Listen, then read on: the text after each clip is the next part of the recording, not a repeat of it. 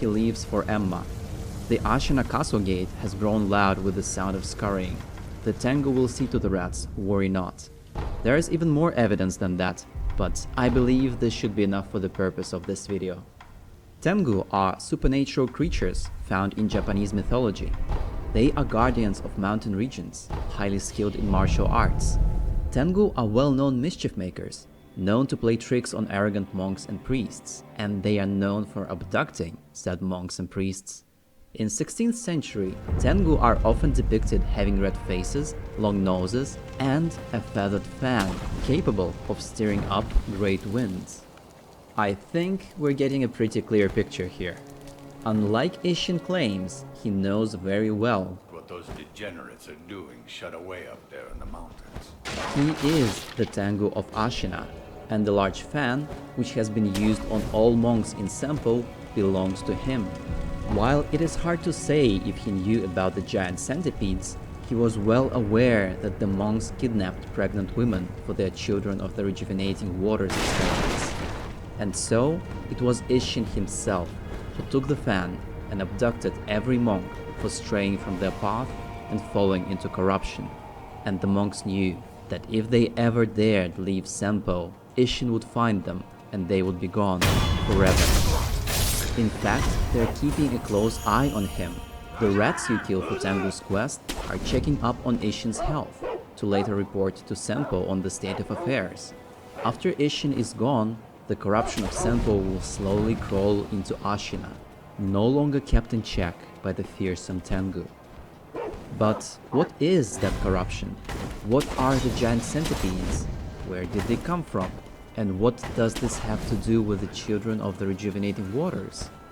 This gets a little bit complicated, but I have a pretty good theory for you. In Sempo Temple, we have 4 types of Sokushinbutsu mummies. The ones that are non-infested and immobile, the mobile infested ones which do not show the giant centipede, the mobile infested ones that do show the centipede, and the immobile infested ones. The non-infested ones are here probably since the time before the infestation happened. The infested ones that do not seem to have a giant centipede actually don't have it at all. If you take a look at their feet and the feet of the ones that do have the centipede, you will actually see a difference. The infested ones with a centipede are the most interesting ones. When they do a grab attack, their eyes glow red and they vomit a bunch of small centipedes into your face, trying to spread the infestation. I discovered this when finishing my video on Red Eyes of Ashina, and it seems like there might be a connection between the Waters of Rejuvenation and the giant centipedes. The infested and immobile ones seem dead. Not even a single small centipede on their body moves. Let's try to understand how this all came to be. As I already mentioned, before the infestation happened, the monk mummies were created through extreme diet and meditation. That is what we see in this temple and in the mountains right here. Everything else is a lot more interesting. So let's have another look. The mummy on the right has the centipede, while the mummy on the left does not. You can actually see the centipede coiling right at their feet. Another subtle difference is that this one is moving. The easiest assumption is that these are 2 different stages of the infestation, but this is likely not true. First, there's this mummy early in Sempo, which has no centipede and is immobile. It doesn't move at all. Second, the High Priest of Sempo does not have the centipede at any point. If he leaves for the cave, he would essentially die without ever developing one. Look, there's nothing at all at his feet. And yet, all of them have a bunch of tiny centipedes crawling all over them, except for those in the cave. Those are completely dead. It simply seems like some monks are able to develop the giant centipede and thus become immortal, while others are not. The key to that could be the rejuvenating waters, because only the monks having the centipede can do the red eyes grab attack I mentioned earlier. The red eyes are associated with the waters. Once again, I will quote the Ministry Dowsing Powder text. The The ministry feared Ashina, her eyes bloodshot with the waters of rejuvenation. What exactly determines whether the centipede develops or not, I cannot say.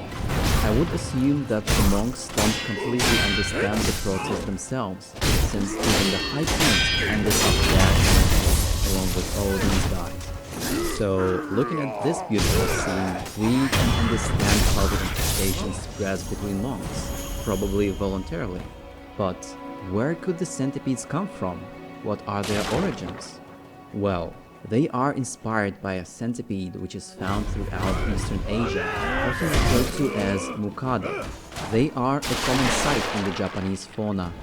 There is also a yokai or mukade, which is essentially a gigantic version of a mukade. Interestingly, there is a legend about a brave warrior who was asked by a daughter of the Dragon King to slay an omukade. The warrior succeeded, and for that, she gave him several gifts, including a bag of rice which never runs out. Please, hold out your hand. What? Bless us with bountiful harvest. There is minimal evidence to support the following part, but you might find it interesting. There is a chance that it was Dogen who suggested to use the centipedes to reduce the negative effects of the waters of rejuvenation, which are fear of flame and mental degradation. We know for sure that he did research the rejuvenating sediment, which explains how he would have learned of the water's effects. I believe, after understanding those, his next question as a scientist would be, how do I remove the negative effects while maintaining the positive ones? He probably got the idea after witnessing the state of the guardian ape. While we do not see the centipede until the ape's head is off, this is the only carrier of the centipede in the Sunken Valley. And considering that the centipede people inhabit a shrine in Sunken Valley, I believe they had to be aware of the ape's condition. Hanbei could have taken part in Dogen's experiments and gotten his centipede that way, but to be honest, we will soon learn more about that from the upcoming manga about him. Perhaps it will prove my whole centipede theory wrong, but we will see. The corrupted monk though, she is a mystery. She likely comes from the Mizan Temple, just like the shinobi hunter monks. Her headpiece seems similar to theirs, and she wields a spear just like them, even though her technique looks more okami-like. Perhaps the Mizan Temple is as infected as Senpo. After all, I do not think we encounter any shinobi hunters outside of the Hirata memory. So yes, perhaps Dogen decided to use the waters of rejuvenation alongside the centipedes to reduce the negative effects of the waters. But there could be more to Dogen. His research of the rejuvenating waters and the fact that he most likely witnessed Takeru's immortality puts him into a perfect position to be the one performing the Children of the Rejuvenating Waters experiments. There aren't many other candidates for that besides Dogen, who was his mere apprentice. I wonder if Emma would have known about those experiments. That would also explain Dogen's absence. What do you think Ishin Ashina would do after learning that a friend he shared so many drinks with is following this dark path, threatening his people and humanity itself? Hesitation is defeat. Thanks for watching, friends. Tell me what you think in the comments below. Like and subscribe if you enjoyed the video, and get ready for the next lore theory.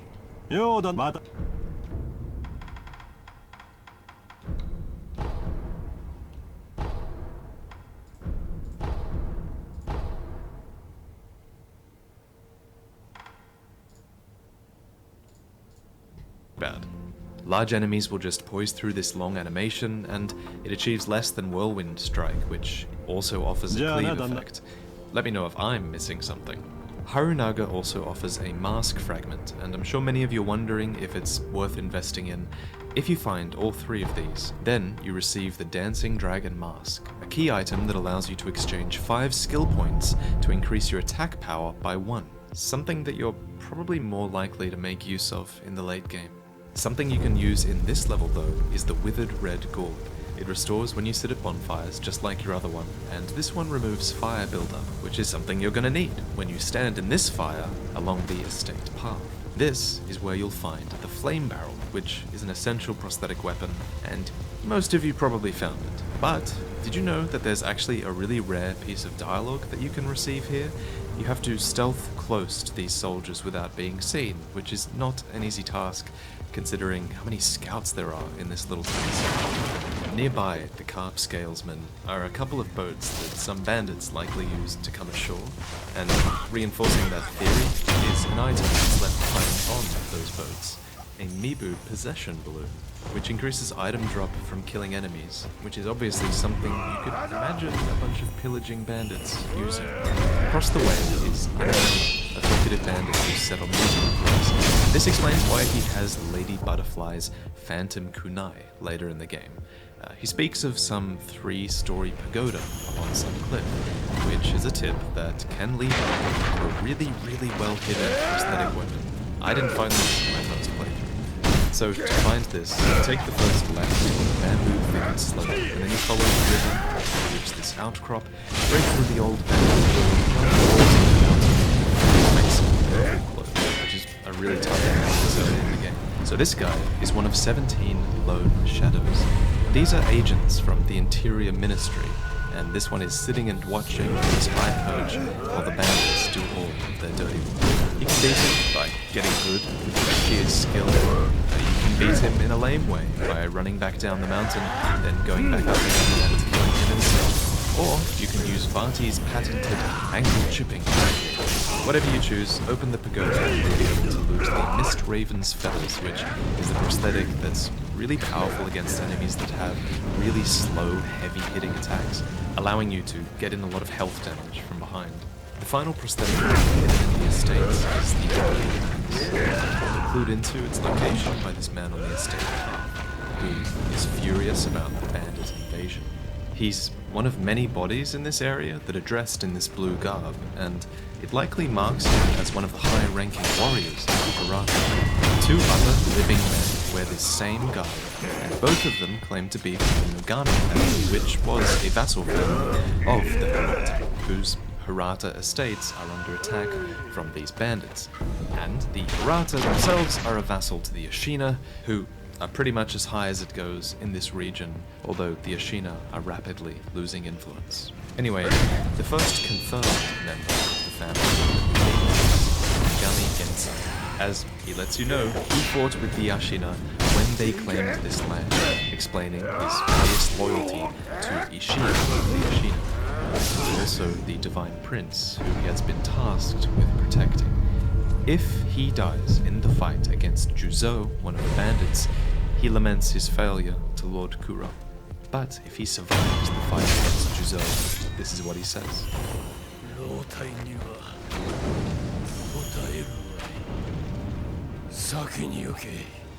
And if you kill him afterwards, you cement yourself in his eyes as a rogue shinobi, without a family name and without honor. Not too wrong, honestly. The reason so many people here call us a rogue shinobi is likely because we were nowhere to be seen when bandits attacked, despite already being the prince's shinobi. So this is common knowledge among the town, and especially amongst the Nogami family, who pretty much all call you a rogue. But I wonder, and I don't know if anyone has this answer, but where were we during this attack on the Hirata estates? Who lured us away? The mother of a couple of the Nogami men cowers inside. This scared maid will one day be one of many afflicted by the dragon rot.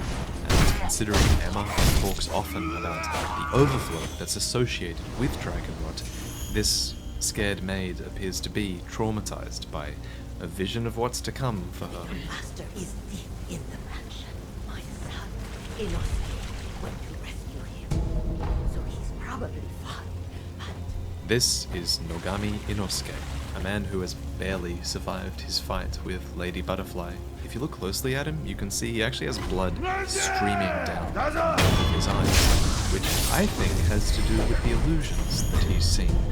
Undoubtedly, he saw something terrible, right? And maybe he clawed his own eyes out, or she made him claw his own eyes out as a way of escaping these illusions. Which is why I think it's actually a missed opportunity to not have these illusions mean something devastating to Sekiro Instead, from what I can tell, they're just laborers with a sort of headscarf, which might mean something. It's probably more likely that they have to do with Lady Butterfly herself. Of course, this man is the exact same Nogami Inosuke we find in the Ashina outskirts 3 years later, which explains now why he had those bands fully wrapped over his eyes. He was permanently crippled all those years ago in the Hirata estates, and now he has the lone task of looking after his mother. Now that we recognize that he was blind all this time, it explains why he says he remembers our voice. His mother, of course, is the one that gave us the bell, and maybe it was her desire to help the prince that sort of linked us back to the Hirata estates, recreating this memory with Buddha's help. Before you go and die to Lady Butterfly a bunch of times, now, in the first episode, is a really good time to tell you that not all shinobi walls actually have a human shape, clearly revealing them. Scrolls, too, are something to look out for, because they often hide some seriously good loot. A Mibu balloon of wealth, divine confetti, a light coin purse, and, most importantly, a prayer bead. As you run towards Lady Butterfly, again and again, like I did, spare a thought for this one enemy who has the worst recurring nightmare in the history of the Souls series. If you're wondering, though, there is a reason he's here, and it's because From Software knows how hard this fight is, and having him here allows you to refill your second resurrection bar on your way back to Lady Butterfly. Thank you, Bow Bandit. As you fight all of the mini-bosses and bosses in this area, remember, most bosses actually come with a really significant prosthetic weakness. Lady Butterfly, for example, can be knocked off her wires with shurikens, and your spirit emblems can be restored in Phase 2 by killing illusions. Yuzo is weak to the faded owl feather, as he has really slow attacks, and he's also a great candidate to light on fire. He's so slow and big that he's really easy to hit with oil urns, which allow you to set him on fire with one flame charge instead of two. This means set him on fire a ton of times throughout the fight. And finally, the Shinobi Hunter. He suffers against firecrackers and shuriken use, which makes this difficult fight a cakewalk for most players. After you defeated Lady Butterfly, you awakened back at the dilapidated temple. However, if you return to her boss room, there's actually an idol here now that you can rest at. It seems like it serves no purpose, but you can sit here and use it to confront the memory of Lady Butterfly, and you'll learn a little bit more about history with her. Long ago, Owl actually appointed her teachers shinobi techniques, and were not teachings of the sort. Now, later in the game, it's possible to return to the Hirata estates, and the two tips that I will follow relate to this area. I want to warn you, do not walk any further unless you have fought the second boss battle atop Ashina Castle. I will be spoiling who stabs you from behind after defeating Lady Butterfly.